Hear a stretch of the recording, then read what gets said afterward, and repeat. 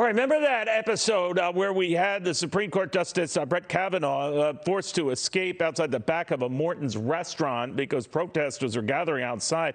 Well, now a lot of these protesters are trying to up the ante a little bit by offering bounties to tipsters for the location of justices. And that gets to be a sticky wicket, to put it mildly, because now Morton's is dealing with a lot of folks just filing fake online reservations, so hitting their business hard.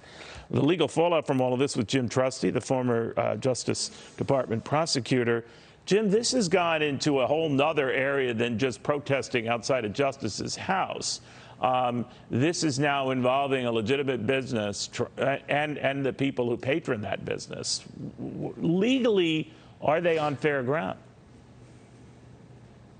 Well, they're on shaky ground. I mean, the tricky part here is the people that are putting these bounties out can at least pretend or cling to the illusion that all they're talking about are peaceful First Amendment compliant protests and that they're not trying to disrupt the business, intimidate justices, or obstruct the administration of justice. They can at least cling to that. I'm not sure it's particularly persuasive, but that's where it gets back to the Attorney General. The very best thing he could do right now, if he cared about protecting Supreme Court justices from the mob, would be to put these folks on notice. Hey, you do that at your own peril. If you put out information that says Justice Kavanaugh's at Morton's or Jim Trusty's at Chick-fil-A, whatever it might be, we're going to hold you accountable when things go wrong. If the mob does something that's criminal, you're part of that crime. That would deter an awful lot of this, but with this Attorney General, we're just not seeing that kind of action. Yeah, I wonder, too, because the people we have heard from, including the husband of the Transportation Secretary of the United States who endorsed this view, that's a peaceful protest, is it?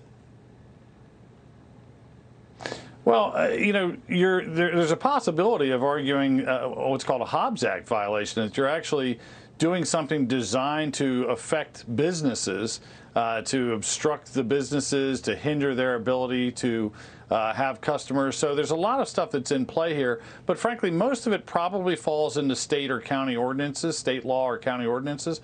And there, again, that's classic stuff: harassment, disturbing the peace, disorderly conduct. There are chargeable offenses on the table, along with this 18 U.S.C. 1507 we've talked about, for going after and trying to intimidate justices out in the community. So we need some actual courage. We need some actual principled action by either federal or state authorities. We haven't seen much of that yet.